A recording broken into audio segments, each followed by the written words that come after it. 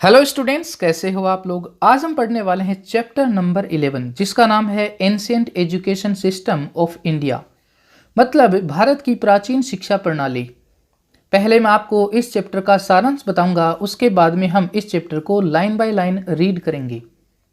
इस चैप्टर में 10 पैराग्राफ हैं। पहले पैराग्राफ का नाम है इंट्रोडक्शन, मतलब परिचय।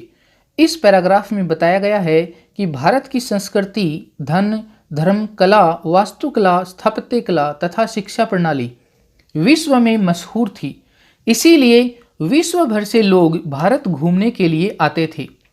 भारत की भूमि इन यात्रियों के लिए आश्चर्य की भूमि थी। ये यात्री भारत की प्राचीन शिक्षा प्रणाली को ज्ञान का स्रोत समझते थे। दूसरे पैराग्राफ का नाम है salient features of ancient education system.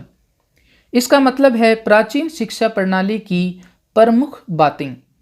इस पैराग्राफ में बताया गया है कि प्राचीन शिक्षा प्रणाली ऋग्वेद काल के बाद से ही विकसित होना शुरू हो गई थी तथा ये शिक्षा प्रणाली किसी व्यक्ति के संपूर्ण विकास करने में केंद्रित थी। ये शिक्षा प्रणाली जीवन के शारीरिक, नैतिक, आध्यात्मिक तथा बौद्धिक पहलुओं पर केंद्रित थी। ये शिक्षा प्रणाली मानवता, सच्चाई, अनुशासन तथा आत्मनिर्भरता, सेल्फ रिलायंस पर जोर देती थी। ये शिक्षा प्रणाली वेदों के सिद्धांतों को फॉलो करती थी। तीसरे पैराग्राफ का नाम है सोर्सेज ऑफ एजुकेशन, मतलब शिक्षा के स्रोत। इस पैराग्राफ में बताया गया है कि प्राचीन शिक्षा प्रणाली में कौन कौन से कोर्सेज होते थे, कौन कौन सी किताबें चलती थी। उस समय वेद, उपनिषद तथा धर्मसूत्र पढ़ाए जाते थे।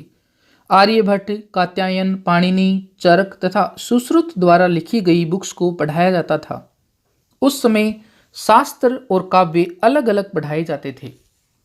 इनके अलावा इतिहास, आनुवंशिकी, मीमांसा, शिल्प शास्त्र, अर्थशास्त्र, धनुर्विद्या, गेम्स, एक्सरसाइज, युद्ध शिक्षा तथा योग साधना पर जोर दिया जाता था। अंत में विद्यार्थी का अंकन या परीक्षा लेने के लिए ग्रुप डिस्कशन करवाया जाता था तथा पुराने वरिष्ठ विद्यार्थी नए छोटे विद्यार्थियों को पढ़ाते थे। चौथे पैराग्राफ का नाम है ancient education system in India, A way of life. इस पैराग्राफ में बताया गया है कि स्थानीय शिक्षा घर, मंदिर, पाठशाला तथा गुरुकुल में दी जाती थी। हायर एजुकेशन के लिए विद्यार्थी मठ या विश्वविद्यालयों में जाते थे। प्राचीन शिक्षा मुख्यतः मौखिक थी। गुरु विद्यार्थियों को बोल बोलकर चीजें याद करवाते थे। विद्यार्थियों के रहने के लिए गुरुकुल या आश्रम में जगह होती थी। उस समय लड़कियां भी पढ़ाई करती थी। उस समय गुरु तथा शिष्य एक साथ रहा करते थे तथा प्रतिदिन के कार्य में एक दूसरे की हेल्प करते थे। इससे गुरु शिष्य का जो रिश्ता है वो मजबूत होता था। पांचवें पैराग्राफ का नाम है विहार्स एंड यूनिवर्सिटीज, मतलब मठ तथा विश्वविद्यालय। इस पैराग्राफ में बताया गया है कि जातक की कहानियों में वर्णन मिलता है कि उस समय के राजा तथा समाज शिक्षा को बढ़ावा देने वाले थे। इससे कई जगह शैक्षणिक केंद्र अस्तित्व में आए। मशहूर विश्वविद्यालयों में तक्षशिला, नालंदा, वल्लभी, विक्रमशिला, उदंतपुरी तथा जगदल का नाम आता है। छठे पैराग्राफ का नाम है तक्षशिला। इस पैराग्राफ में बताया गया है कि बुद्ध की धार्मिक शिक्षा के लिए तक्षशिला मशहूर था। तक्षशिला में धर्म ग्रंथ, विधि, चिकित्सा, खगोल विज्ञान, सैन्य विज्ञान तथा शिल्प कला पढ़ाई जाती थी। तक्षशिला में पाणिनि भी पढ़ते थे। पाणिनि ने अष्टाध्यायी नामक 8 अध्यायों वाली व्याकरण की किताब लिखी। जीवक नामक मशहूर चिकित्सक यहीं पढ़ते थे। शासन कला के प्रतिपादक चाणक्य या फिर कौटिल्य भी यहीं पढ़ते थे।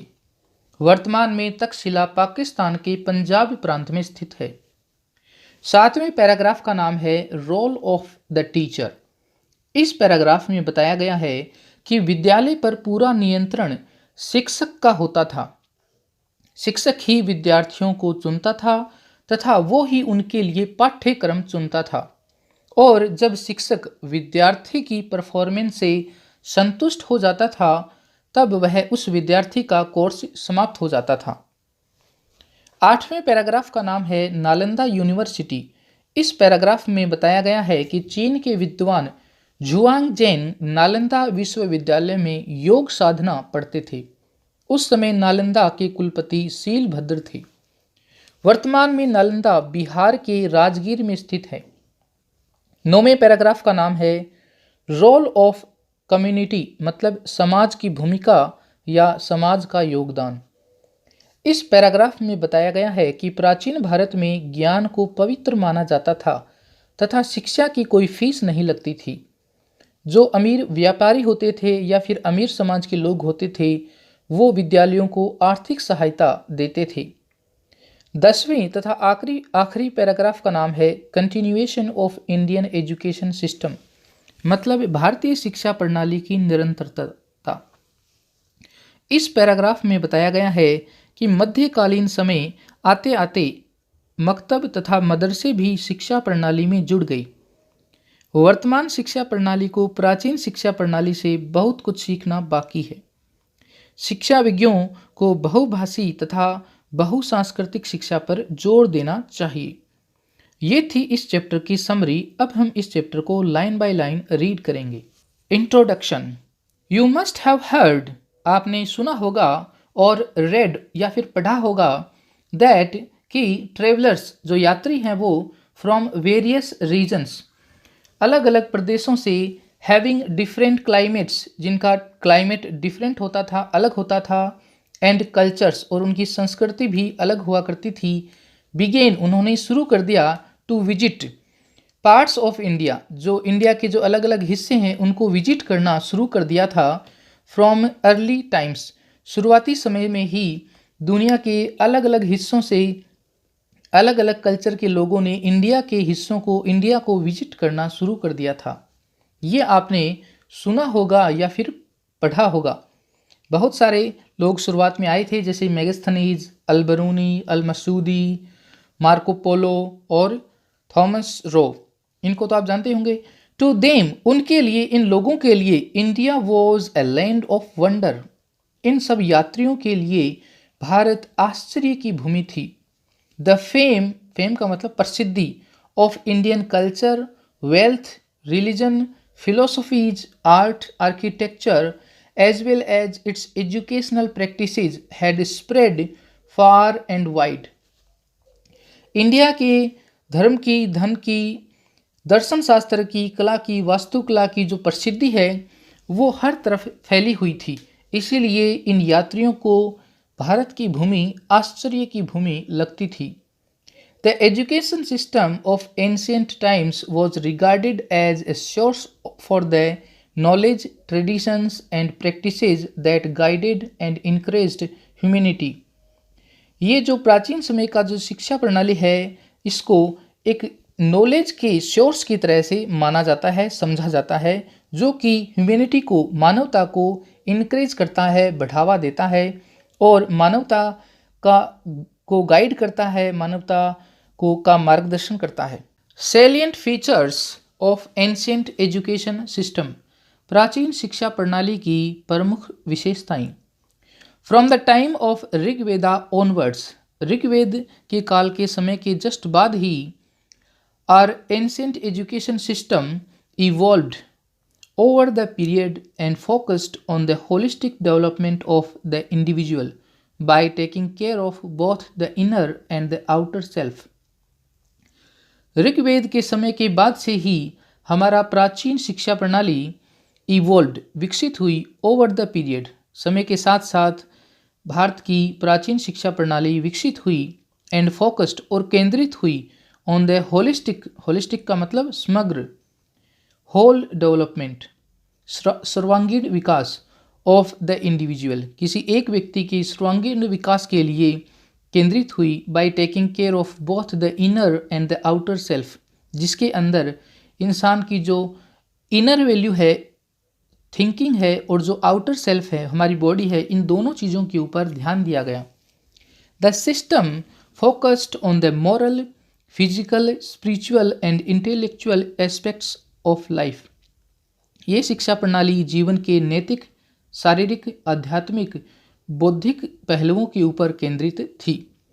इट एम्फेसाइज्ड, ये प्रणाली जोर देती थी ऑन वैल्यूज, उन मूल्यों पर जोर देती थी, सच एज जैसे कि ह्यूमैनिटी, मानवता, ट्रूथफुलनेस, सच्चाई, डिसिप्लिन, अनुशासन, सेल्फ रिलायंस, आत्मनिर्भरता, and respect for all creations, सभी रचनाओं के लिए जो आदर है उनके ऊपर ये शिक्षा प्रणाली जोर देती थी। स्टूडेंट्स वर टॉट, स्टूडेंट्स को, विद्यार्थियों को पढ़ाया जाता था टू अप्रिशिएट, कि वो सराहना करें, द बैलेंस, जो संतुलन है, between human beings and nature, nature, प्रकृति और इंसान के बीच में जो संतुलन है उसकी सराहना करने के लिए बच्चों को पढ़ाया जाता था। Teaching and learning followed the tenets of Vedas, जो टीचिंग है वो वेदों के जो सिद्धांत हैं उनको फॉलो करती थी। And Upanishads fulfilling duties towards self, family and society, और इनमें पढ़ाया जाता था कि हमें हमारी जिम्मेदारियों को पूरा करना चाहिए जो हमारे खुद के लिए हैं, हमारे परिवार के लिए हैं या फिर हमारे समाज के लिए हैं। दस, इस प्रकार इनकम्पेसिंग का मतलब शामिल करना, ऑल एस्पेक्ट्स ऑफ लाइफ, इस तरीके से ये शिक्षा प्रणाली जीवन के सभी पहलुओं को शामिल करती थी।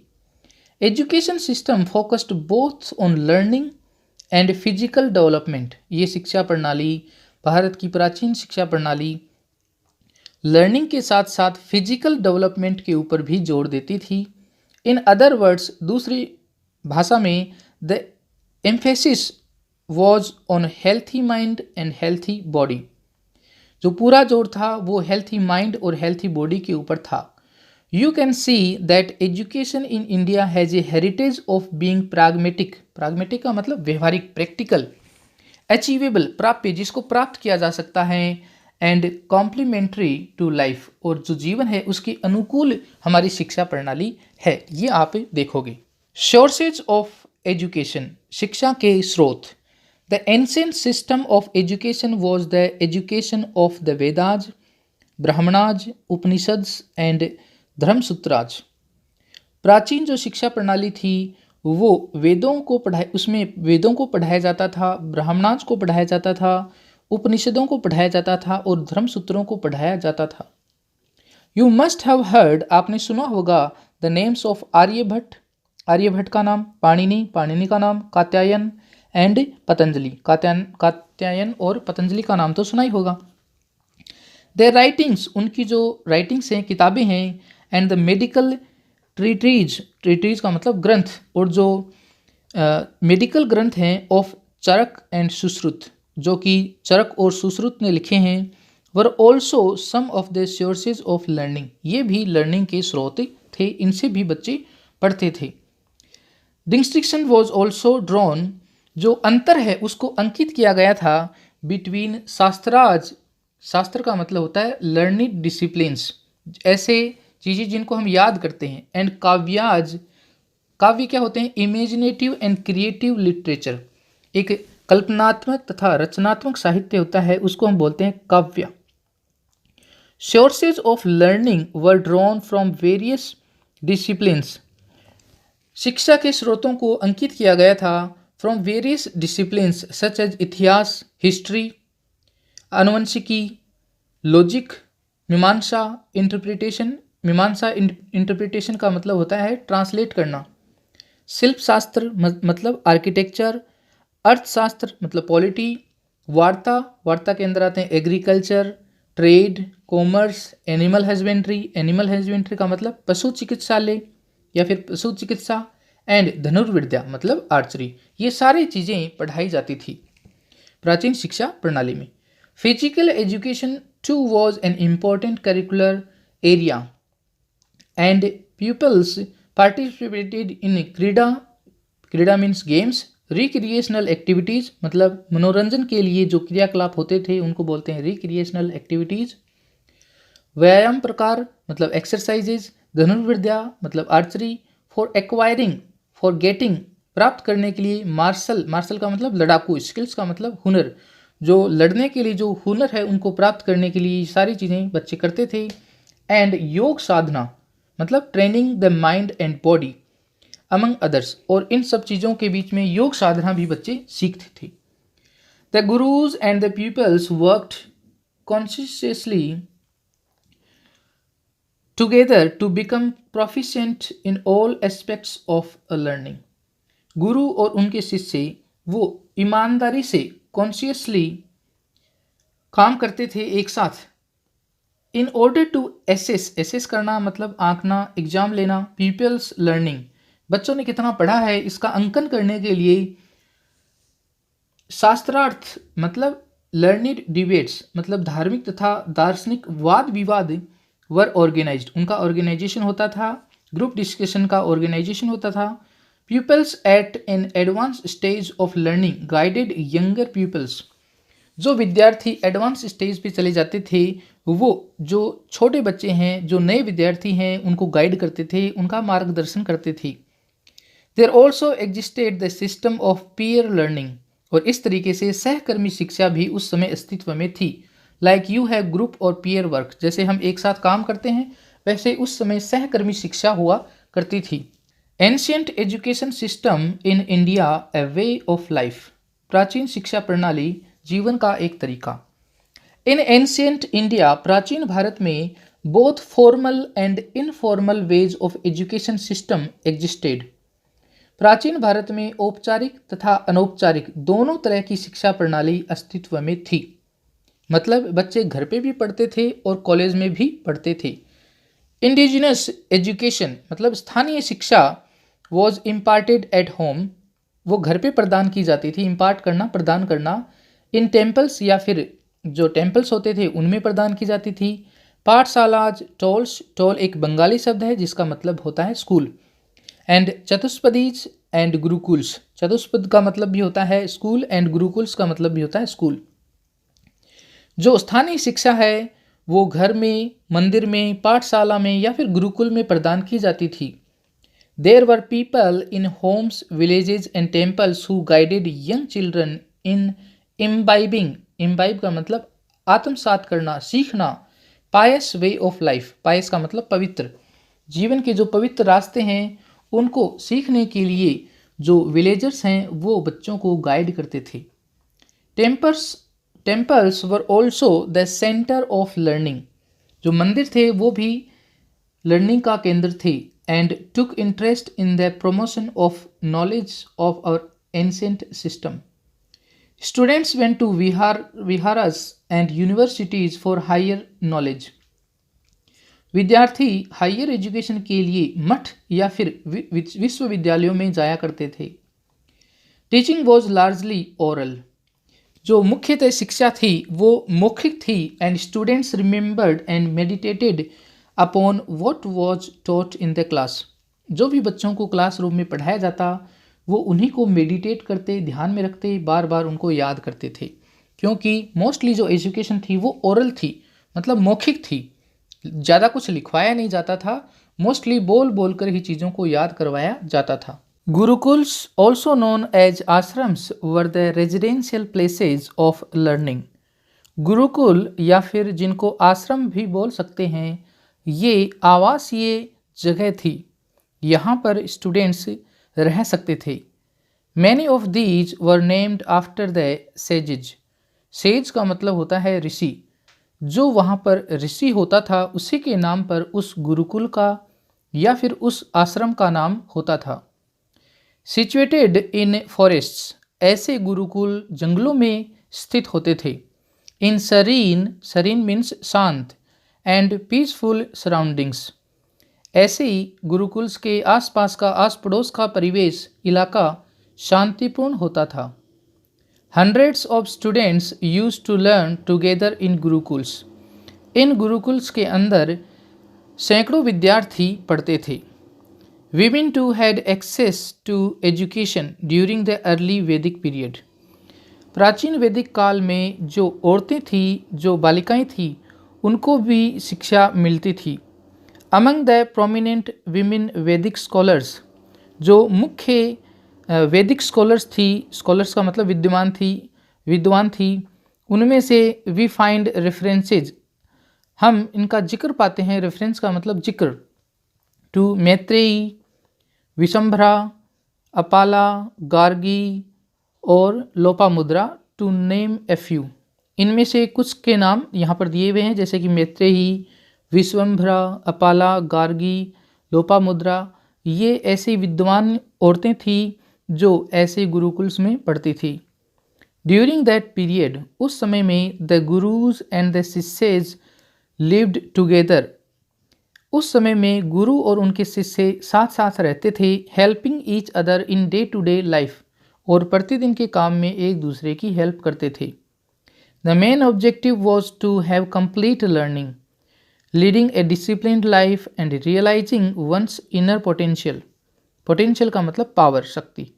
और ये एक साथ रहने का एक ही ऑब्जेक्टिव था, एक ही मकसद था कि बच्चे हैं वो कम्प्लीटली अच्छे तरीके से चीज़ों को सीख जाएं और अपनी जो लाइफ है उसको अनुशासन के साथ जिएं, और ये रियलाइज़ कर लें कि उनके अंदर क्या पोटेंशियल है, उनके अंदर कितनी ताकत है। Students lived away from their homes. बच्चे, विद्यार्थी अपने घर से दूर रहते थे। 4 years, कई सालों तक। टुगेदर, एक साथ। Till they achieved their goals, जब तक कि वो अपने गोल्स को प्राप्त न कर लें तब तक वो घर से दूर रहते थे। The gurukul was also the place where the relationship of the guru and shishya strengthen with time. और गुरुकुल ऐसी जगह थी जहाँ पर विद्यार्थी और उनके गुरु के बीच में जो रिलेशन है वो मजबूत होते थे। वाइल परस्यूइंग, परस्यूइंग का मतलब प्राप्त करना। वाइल परस्यूइंग देयर एजुकेशन, शिक्षा को प्राप्त करते समय, in different disciplines like history, art of debate, law, medicine etcetera, the emphasis was not only the outer dimensions of the discipline। इस शिक्षा में सिर्फ ऐसा ही नहीं था कि बाहरी जो डिसिप्लिन है, डायमेंशन है, पहलू है, उसी के ऊपर जोर दिया जाता था, but also on enriching. Enrich करना मतलब शिक्षित करना। Inner dimension of the personality, ये शिक्षा उस व्यक्तित्व की जो अंदर की जो हमारी थिंकिंग है उसके ऊपर भी, उसको शिक्षित करने में भी जोर देती थी। Many monasteries, viharas were set up for monks and nuns to meditate, debate and discuss with the learned for their quest for knowledge during this period। इस समय के दौरान बहुत सारे मोनास्ट्रीज, मोनास्ट्री का मतलब मठ, बहुत सारे मठ हैं वो सेटअप हुए, वो स्थापित हुए। फॉर मंक्स एंड नन्स, वहाँ पर रहने वाले जो मंक्स हैं और नन्स हैं उनके लिए, ताकि वो वहाँ पर मेडिटेट कर सकें, ध्यान कर सकें, डिबेट कर सकें, वार्तालाप कर सकें, डिस्कस कर सकें विद द लर्नड, जो विद्वान हैं उनके साथ ये वार्ता कर सकें। फॉर देयर क्वेस्ट, जो उनकी तलाश है उसके लिए। फॉर नॉलेज, जो ज्ञान की उनको तलाश है उसके लिए वो विद्वान लोगों के साथ डिबेट कर सकें, डिस्कस कर सकें। इसके लिए बहुत सारे जो मोनेस्ट्रीज है, मठ हैं, उनको सेटअप किया गया, स्थापित किया गया। Around these viharas other educational centre of higher learning developed, और इन्हीं के साथ साथ जो हायर लर्निंग के लिए जो एजुकेशनल सेंटर हैं वो भी डेवलप हुए। which attracted students from China, Korea, Tibet, Burma, Ceylon, Ceylon मतलब Sri Lanka, Java, Nepal and other distant countries. Distant का मतलब दूर दूर की देश।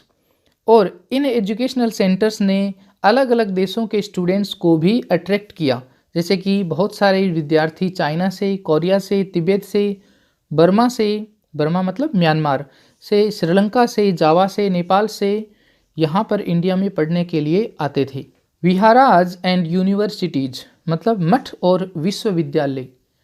द जातक टेल्स मतलब जातक की कहानियाँ, अकाउंट्स वर्णन करती हैं, given by Xuanzang and I Tsing, Chinese scholars, जो चाइनीज विद्वान हैं जुआनजेंग और आई किंग, उन्होंने वर्णन किया है कि जो जातक की कहानियाँ हैं उनमें ये वर्णन मिलता है, as well as other sources tell us, और इनके साथ जो दूसरे स्रोत हैं वो भी हमें बताते हैं, that Kings and society took active interest in promoting education, कि उस समय के राजा और समाज भी एजुकेशन को प्रमोट करते थे, बढ़ावा देते थे। As a result many famous educational centres came into existence, और इसकी वजह से बहुत सारे एजुकेशनल सेंटर अस्तित्व में आए।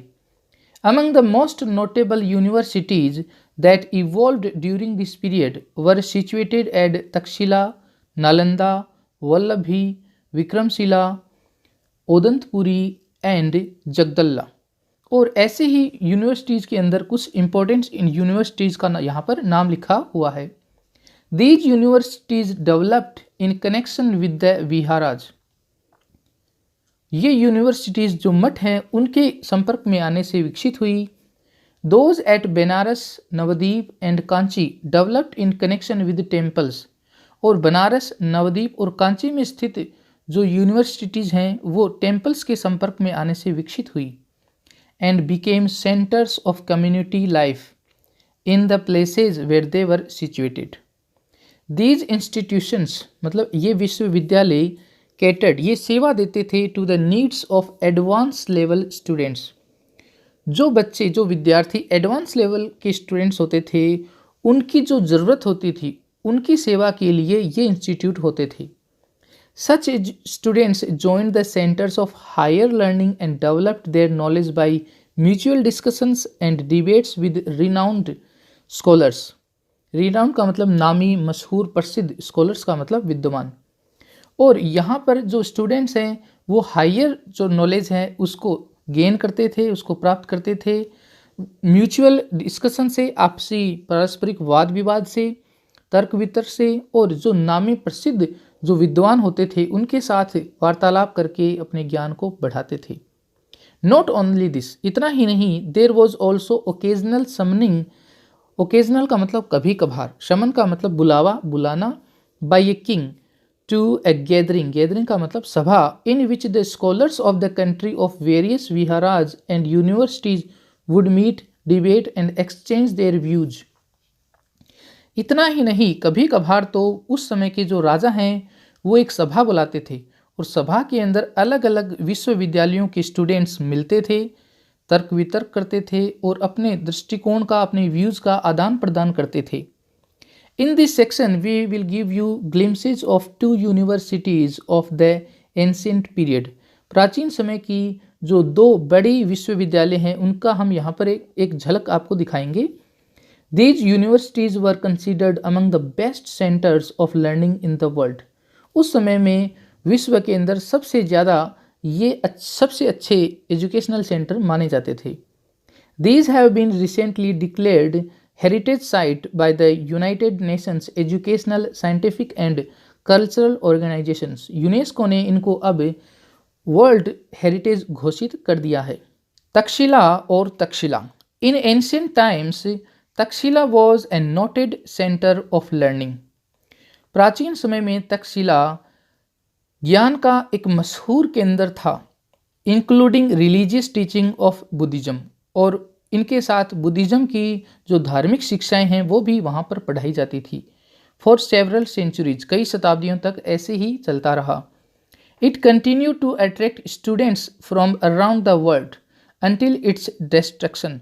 जब तक इस यूनिवर्सिटी का विनाश नहीं कर दिया गया तब तक इसने बहुत सारे स्टूडेंट्स को पढ़ाया। It was known for its higher education and the curriculum comprised the study of ancient scriptures, law, medicine, astronomy, military science and the 18 shilpas और आर्ट्स। ये जो यूनिवर्सिटी है ये अपनी शिक्षा के लिए, अपने कार्यक्रम के लिए, जिसमें शामिल था धर्म ग्रंथ, विधि मतलब कानून, चिकित्सा, खगोल विज्ञान, ज्योतिष विज्ञान, सैन्य विज्ञान और शिल्प कलाएँ इसके अंदर शामिल होती थी। ऐसे जो सब्जेक्ट हैं उनको तक्षशिला यूनिवर्सिटी में पढ़ाए जाते थे। Takshashila became famous as a place of learning due to its teachers expertise.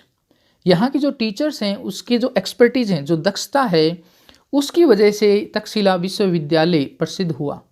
Among its noted pupils were the legendary Indian grammarian Panini. और इसके विद्यार्थियों में से एक का नाम है पाणिनि, जो कि एक ग्रामरियन है। ग्रामरियन क्या होता है? जो व्याकरण की किताब लिखते हैं या फिर व्याकरण का पूरा ज्ञान रखते हैं, वो होते हैं ग्रामरियन, या फिर इसको हिंदी में बोलते हैं व्याकरण। He was an expert in language and grammar and authored one of the greatest works on grammar called Ashtadhyayi. और पाणिनि ने अष्टाध्यायी नामक एक किताब भी लिखी है। जीवक one of the most renowned physicians in ancient India. प्राचीन भारत में जो मशहूर चिकित्सक थे उनका नाम था जीवक, वो भी यहीं पढ़ते थे। And Chanakya also known as Kautilya, और जो चाणक्य हैं जिनको कौटिल्य के नाम से भी जानते हैं, ए स्किल्ड एक्सपोनेंट, एक्सपोनेंट का मतलब प्रतिपादक, of state craft, state craft का मतलब शासन कला, शासन कला के प्रतिपादक कौटिल्य बोथ स्टडीड हियर, दोनों ही यहाँ पर पढ़े। कौन? चाणक्य और साथ में जीवक, ये दोनों यहीं पर पढ़ते थे। कहाँ पर? तक्षशिला विश्वविद्यालय में। Students came to Takshashila from Kashi, Kosala, Magadha and also from countries in spite of long and arduous journey. यहाँ पर विद्यार्थी दूर दूर से के देशों से आते थे और उनको आर्डुअस का मतलब होता है कठिनाइयों से भरी journey they had to undertake, undertake का मतलब भार उठाना या फिर करना। उनको लंबी लंबी कठिनाइयों भरी यात्राएं करनी पड़ती थी, फिर भी यहाँ पर दूर दूर से स्टूडेंट्स आते थे। Takshashila was an ancient Indian city, Takshashila प्राचीन भारत का शहर था, which is now in north western Pakistan, अब ये पाकिस्तान के पंजाब प्रांत में स्थित है। It is an important archaeological site, ये एक पुरातात्विक साइट है। And UNESCO declared it to be a world heritage site in 1980, और 1980 में यूनेस्को ने इसको वर्ल्ड हेरिटेज साइट घोषित कर दिया। Its fame rested in the university, उसका सारा फेम है वो यूनिवर्सिटी को जाता है। Where Chanakya is said to have composed its Arthashastra, और ये माना जाता है कि चाणक्य ने अपना अर्थशास्त्र इसी तक्षशिला यूनिवर्सिटी में लिखा था। Archaeologist Alexander Cunningham discovered its ruin in mid 19th century, जो आर्कियोलॉजिस्ट हैं पुरातात्विक विभाग के उस समय के अध्यक्ष थे कनिंघम, इन्होंने ही 19th सेंचुरी में इनके जो रूइंस हैं, खंडर हैं, उनको ढूंढा। Role of the teacher, teachers had complete autonomy in all aspects from selection of students to designing their syllabi, syllabi means syllabus, पाठ्यक्रम। टीचर्स का पूरा कंट्रोल था सभी पहलुओं के ऊपर, यहाँ तक कि स्टूडेंट्स का सिलेक्शन भी वो ही करते थे और उनका जो पाठ्यक्रम है उनकी डिज़ाइनिंग भी टीचर्स ही करते थे। मतलब पूरा कंट्रोल, कंप्लीट ऑटोनॉमी टीचर्स के पास थी। When the teacher was satisfied, जब टीचर संतुष्ट हो जाता था with the performance of the students, विद्यार्थियों की परफॉर्मेंस से जब टीचर संतुष्ट हो जाता था, द कोर्स कंक्लूडेड, तब कोर्स समाप्त हो जाता था। He would admit as many students as he liked, teacher जितने चाहे उतने स्टूडेंट्स को उस गुरुकुल के अंदर एडमिट कर सकता था। And taught what his students were keen to learn, और जो भी स्टूडेंट्स पढ़ना चाहते थे, कीन का मतलब उत्सुक होना, कीन टू लर्न मतलब सीखने का उत्सुक होना, जो भी स्टूडेंट्स किसी सब्जेक्ट्स को सीखने के उत्सुक होते थे वो टीचर उनको वही पढ़ाते थे। Debate and discussions were the primary methods of teaching, teaching के जो प्राथमिक जो तरीके थे वो थे डिबेट्स और discussions. Teachers were assisted, teachers की हेल्प के लिए होते थे by their advance level students, जो एडवांस लेवल के स्टूडेंट्स होते थे वो टीचर्स की हेल्प करते थे। Nalanda university, Nalanda when Xuanzang visited it was called नाल, नालंदा का नाम नाल था जब जुआनजेंग ने इसको विजिट किया था। And was centre of higher learning in various subjects, और बहुत सारे विषयों के लिए हायर लर्निंग के लिए ये केंद्र था। The university attracted scholars from the different parts of the country as well as the world, इस विश्वविद्यालय में देश से और विदेश से भी के अलग अलग हिस्सों से जो स्कॉलर्स हैं, विद्वान हैं, वो आते थे पढ़ने के लिए या फिर पढ़ाने के लिए।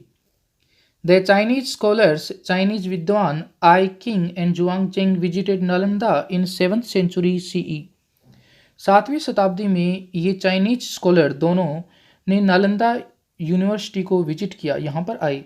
They have given vivid accounts, vivid का मतलब होता है सजीव, अकाउंट्स का मतलब वर्णन, ऑफ नालंदा, इन्होंने अपनी अपनी बुक्स के अंदर नालंदा का सजीव वर्णन दिया है, नालंदा के बारे में बहुत सारी चीज़ें बताई है, जैसे कि वो चीज़ें सजीव हैं।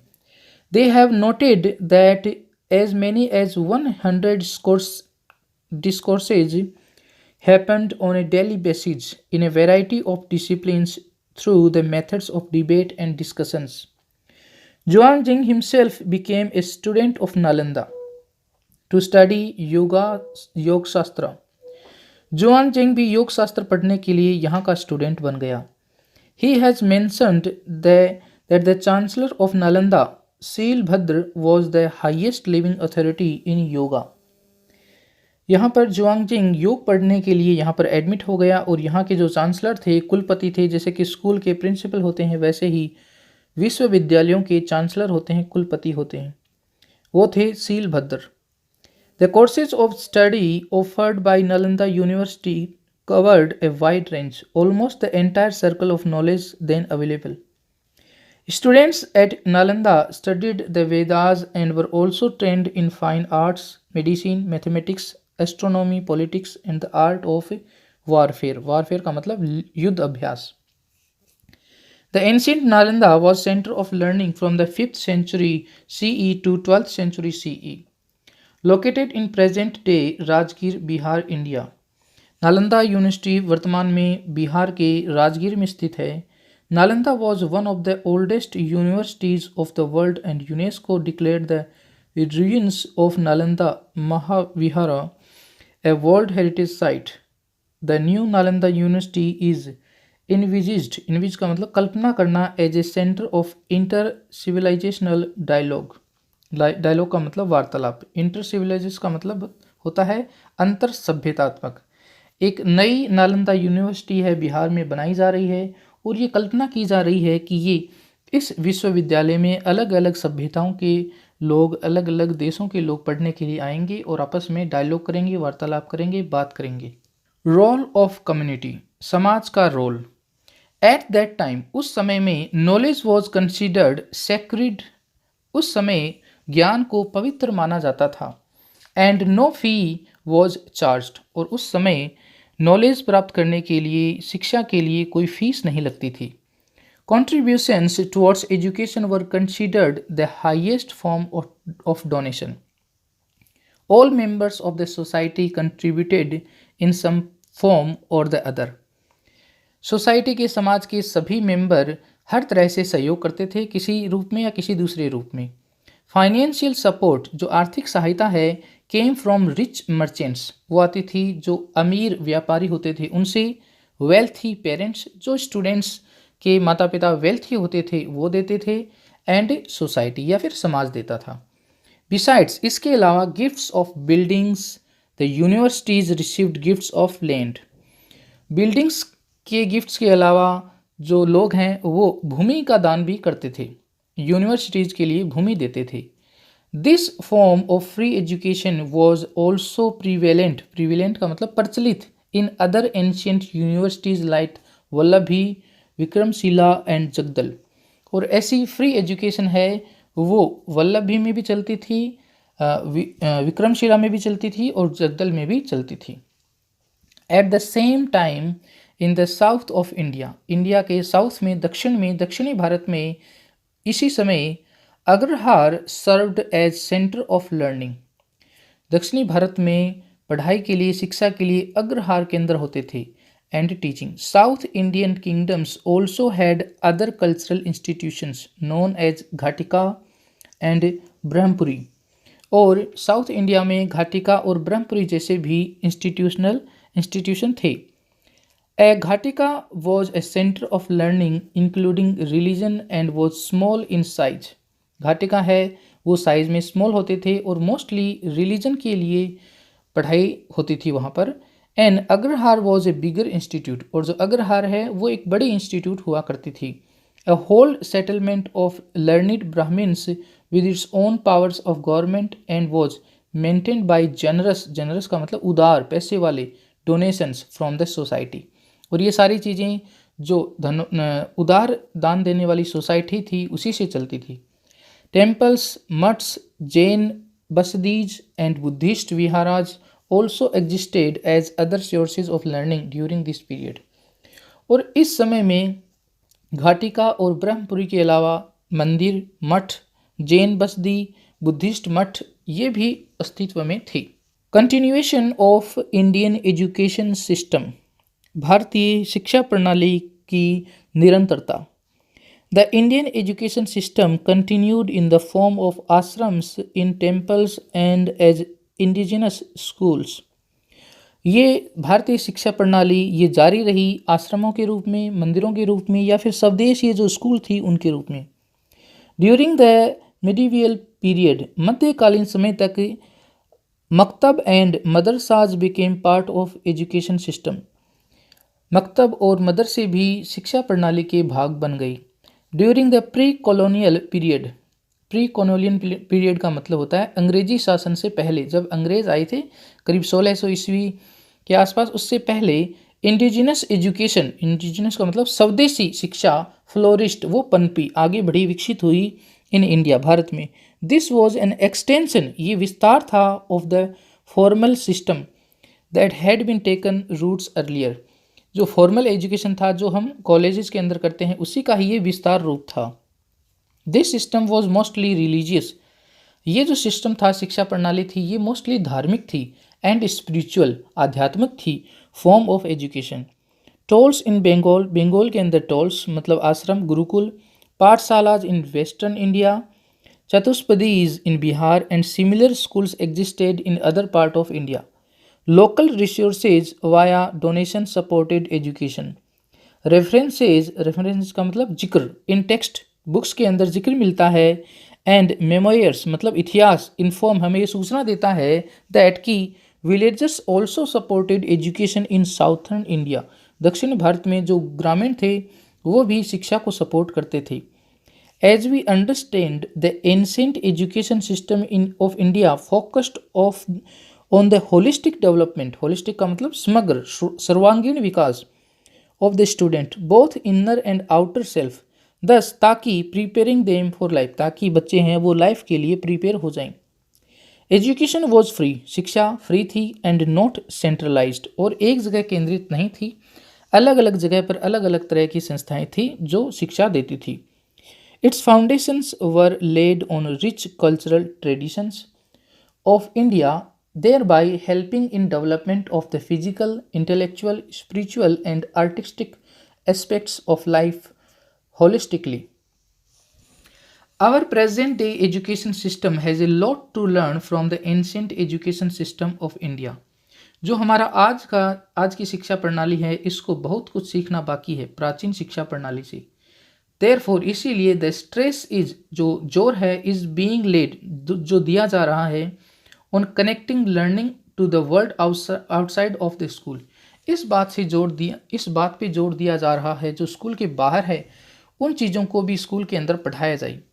Today educationalist recognise the role and importance of multilingual, multilingual का मतलब बहुभाषी, बहुत अलग अलग भाषाओं में बच्चों को पढ़ाना, एंड मल्टीकल्चरल एजुकेशन, और अलग अलग संस्कृति की चीज़ों को पढ़ाना, ये समझ गए हैं लोग।